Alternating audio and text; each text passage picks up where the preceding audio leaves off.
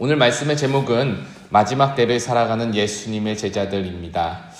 예수님의 제자는 어떤 사람일까요?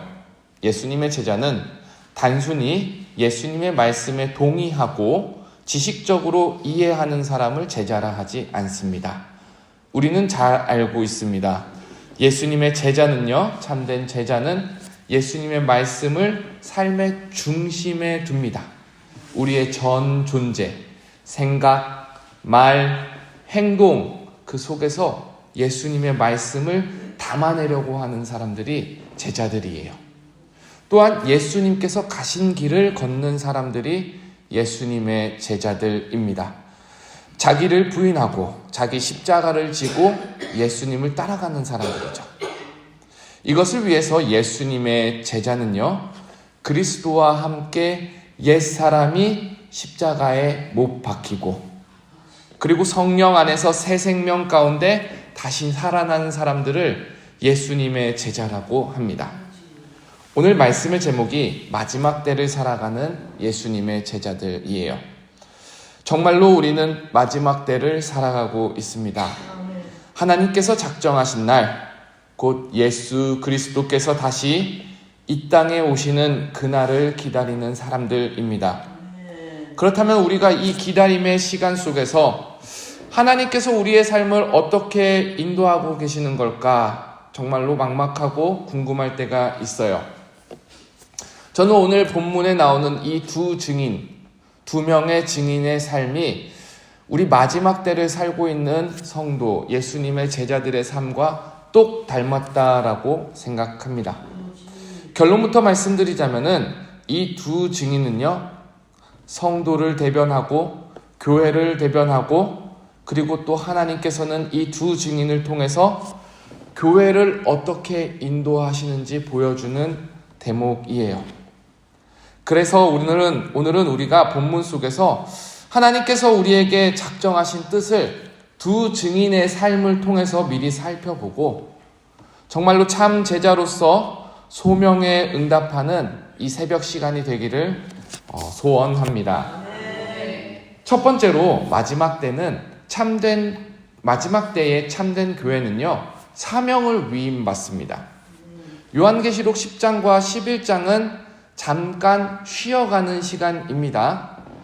6번째 나팔 재앙이 끝나고 나서 7번째 나팔이 불기 전에 심판이 멈춘 휴직이에요. 이 시간은 경고의 시간입니다. 심판이 모두 잠깐 멈춰 있고 곧 이어질 더 큰 환난을 준비하기 위해서 하나님께서 잠깐 멈춰둔 시간입니다. 이 멈춰둔 시간에 먼저 하나님이 요한을 부르셨죠. 10장에 보면 요한을 부르셔가지고 다시 예언할 말씀을 주고 그리고 그 말씀을 전하라는 사명을 요한에게 하셨어요. 그리고 오늘 11장이 나오는 거예요. 근데 요한에게 하셨던 그 사명이 11장에 보면은 교회에게로 위임이 됩니다. 1절에 한번 보십시오. 또 내가 지팡이 같은 갈대를 주며 말하기를, 내게 지팡이 같은 갈대를 주며 말하기를, 일어나서 하나님의 성전과 제단과 그 안에서 경배하는 자들을 측량하되. 요한이 하나님께로부터 지팡이 같은 갈대를 받습니다. 그리고 명령을 받아요. 무슨 명령이냐면 성전 안의 제단과 그리고 성전 안에서 예배하는 사람들의 그 공간을 측량해라, 자로 재라라는 명령을 받습니다. 구약 성경에 보면은 측량하다, 자로 재다라는 이 말씀은 하나님의 소유와 보호를 상징합니다. 하나님께서 측량하셔서 거룩하게 구별하신 영역을 지키신다라는 말씀이에요. 근데 2절에 보니까 성전 바깥 마당은 측량하지 말라고 하세요. 그곳을 특정한 기간 동안 이방인들에게 주어서 짓밟히게 하시겠다라고 말하는 거예요. 하나님의 말씀이 보이십니까? 마지막 때에 교회를 보호하시고 교회 밖을 내버려 두신다라는 말씀이에요. 이유는 명확해요.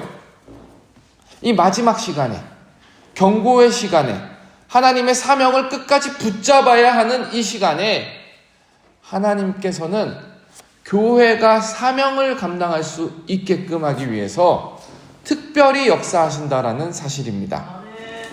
여러분, 오늘 하루도 밖에 나가서 하나님의 보호와 인도를 바라십니까? 우리 역설적으로 생각해야 합니다. 하나님의 사명을 따라 사는 사람은 그 어떤 해로움과 그 어떤 불이익도 두려워하지 않아야 합니다. 이것은 막연한 다짐이나 위로가 아니에요. 오늘 약속의 말씀에 근거한 권면입니다. 오늘 약속의 말씀이 우리에게 뭐라고 말하십니까? 하나님께서 보호하시겠다라고 먼저 말씀하십니다.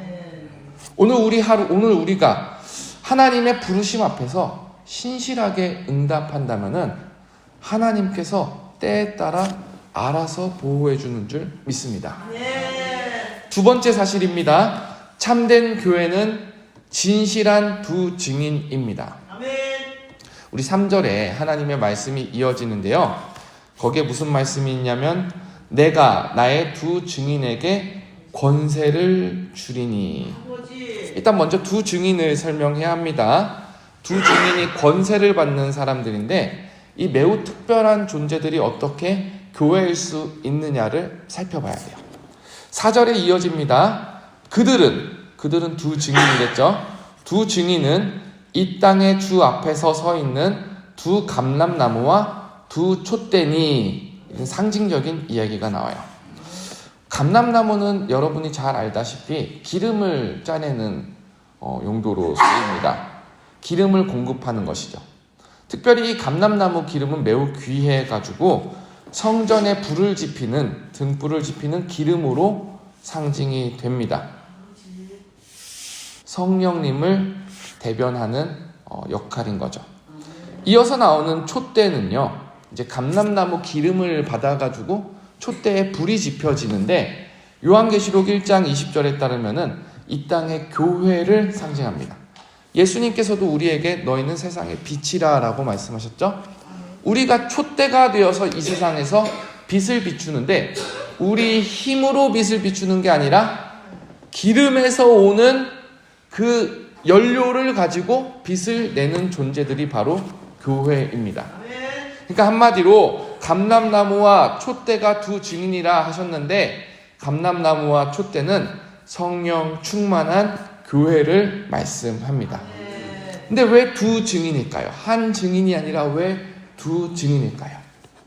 고대 사회는 CCTV가 없어요. 고대 사회는 녹음기가 없어요. 그래서 고대 사회에서 증인이 진실성을 입증하려면은 한 명으로는 불충분했다라는 사실이에요. 두 명이 함께 가서 같은 증언을 하여야 제공되는 진술이 진실로 인정받았습니다. 하나님께서는 성령 충만한 교회를 바로 두 증인이다라고 말해요. 하나님께서 진실하게 사용하신다. 하나님께서 진실되게 인정하신다라는 사실입니다. 마찬가지로 마지막 때에 쓰임받고 보호받는 우리 영산교회는 하나님의 복음을 성령의 충만함 가운데 담아낼 때에 진실되게 증거하는 교회가 되는 거예요. 그렇다면 진실성 있게 증거한다라는 그 모습이 무엇입니까? 정말로 참 진실되게 살아가는 교회라는 그 증거가 무엇입니까? 서두에 말씀드렸다시피 참된 제자는 단순히 예수님의 말씀을 지식적으로 이해하고 동의하는 사람들이 아닙니다. 참된 제자는 예수님의 말씀에 따라 나를 십자가 앞에 부인하고 나에게 주어진 예수님의 십자가를 어깨에 메고 예수님의 갈보리 언덕을 따라 올라가는 사람들입니다. 그렇기 때문에 우리 교회가 참된 증인으로 마지막 세대에 쓰임받기 위해서, 참된 복음의 증인으로 쓰임받기 위해서 먼저 우리 교회는 우리 교회 스스로가, 저와 여러분이 예수님의 참된 제자의 길을 걸어야 합니다. 세 번째 포인트예요. 두 증인은, 참된 제자는 그리스도의 고난과 영광을 따라갑니다. 요한계시록 이제 11장 5절부터 13절에 두 증인의 삶이 나옵니다. 근데 이 삶을 보면은 예수님이 걸으셨던 길이랑 똑같습니다. 한번 볼까요? 5절에 간략하게 볼게요. 5절에 보면은 만일 누구든지 그들 두 증인을 해하고자 하면은 두 증인의 입에서 불이 나와서 두 증인의 원수를 삼켜버릴 것이요. 그들이 두 증인을 말하기 때문에 제가 바꿔서 이야기했습니다. 두 증인이 원수의 해를 두려워합니까? 두려워하지 않습니까? 전혀 두려워하지 않습니다. 예수님의 공생에도요, 초반에는 하나님께서 특별히 보호하시면서 사역을 했어요. 요한복음 7장 30절에 보면 이런 말씀이 나옵니다. 그들이 예수를 잡고자 하나 손을 대는 자가 없으니 이는 그의 때가 아직 이르지 아니하였음이라. 유대인들이 예수님이 하늘로부터 왔다라는 이야기를 듣고 화가 나가지고 예수님을 잡아서 어떻게 하려고 했습니다. 근데 아무도 손을 대지 못했다라고 해요. 왜냐하면 때가 되지 않아서. 하나님께서 특별히 보호하고 계시기 때문에 유대인들은 예수님을 초반에 어떻게 할 수 없었어요. 교회 사역도 마찬가지입니다. 하나님께서 허락하신 기간 동안에 우리의 때가 이르기 전에는 그 누구도 교회를 해하지 못합니다. 아멘. 보이지 않는 곳에서 교회의 등 뒤에서 교회를 특별히 보호하시는 하나님의 손길이 있기 때문입니다. 아멘. 또 6절을 보십시오. 두 증인이 권능을 가지고 예언을 한다고 해요. 두 증인이 예언을 하고 능력을 행할 때 비가 오지 못하게 하고 마치 선지자들이 그랬던 것처럼요. 또 물이 피로 변하게 할 것이다. 마치 모세가 그렇게 했던 것처럼 하나님께서 주신 권능을 가지고 사역을 한다라고 합니다. 예수님의 사역은 권능의 사역이었습니다. 귀신을 쫓고 병자를 고치고 죽은 자를 살리시는 권능의 사역이었습니다. 하나님께서는 교회가 사역할 때 교회에게 하나님의 권능을 일임하신다라는 사실입니다. 자, 그렇다면 이제 우리가 눈치가 있죠. 여기까지 살펴봤다면 다음 나올 내용이 딱 예상이 됩니다. 바로 십자가와 부활의 영광이에요. 7절에 보면은 제가 말씀을 쭉 읽어볼게요. 우리 7절 한번 같이 읽어보겠습니다. 7절입니다. 시작.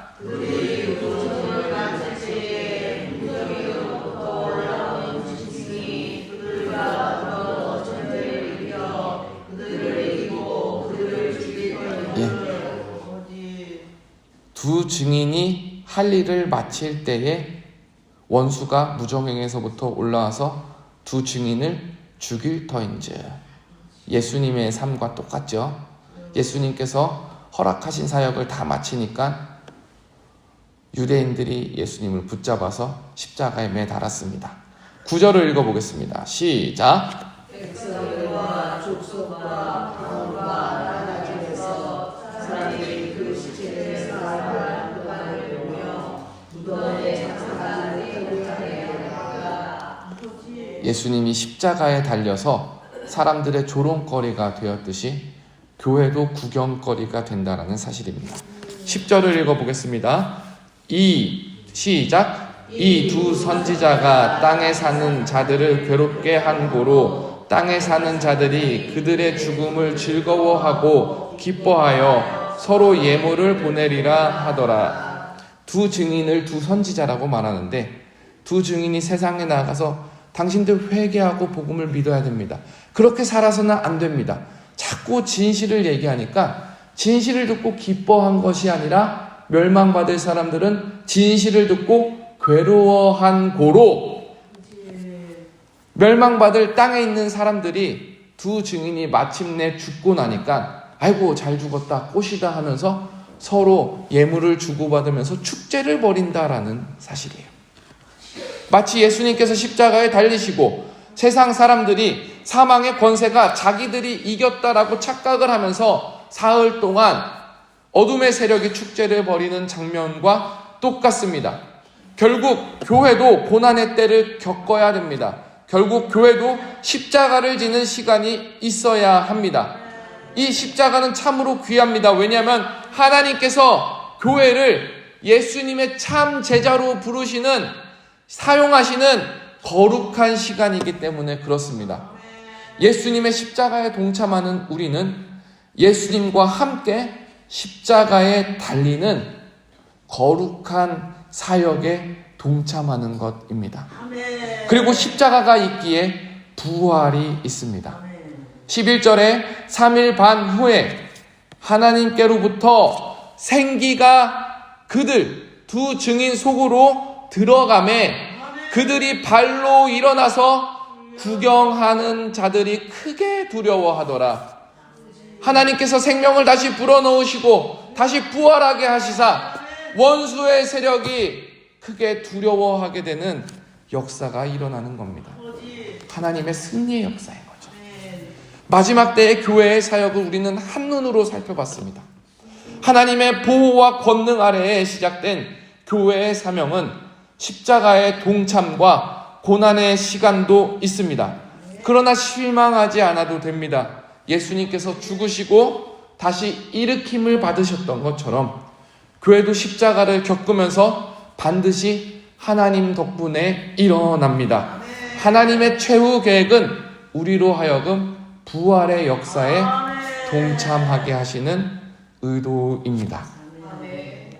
사랑하는 여러분, 우리는 마지막 때를 살아가는 예수님의 제자들입니다. 하나님께서 오늘도 우리에게 사명을 맡기셨어요. 그 사명 어느 것 하나 쉽지 않습니다. 그러나 주님께서 친히 우리와 함께 하시겠다라고 오늘 말씀 가운데 약속하고 있지 않습니까? 보호하시고 능력을 주시고 약속을 주시고, 그러니 우리가 오늘 하루 가운데 십자가를 만나더라도 낙심하지 마십시오. 결국 우리는 그 십자가를 잘 감당하고 하나님께서 예비하신 부활과 영광을 볼 것입니다. 저는 오늘 하루도 여러분을 축복합니다. 하나님의 약속을 붙드십시오. 주님께서 주신 자리에서 신실하세요. 우리를 통해 예수님이 생명이 드러날 것이고 우리를 통해 예수님의 승리가 전파될 것입니다. 함께 기도하겠습니다.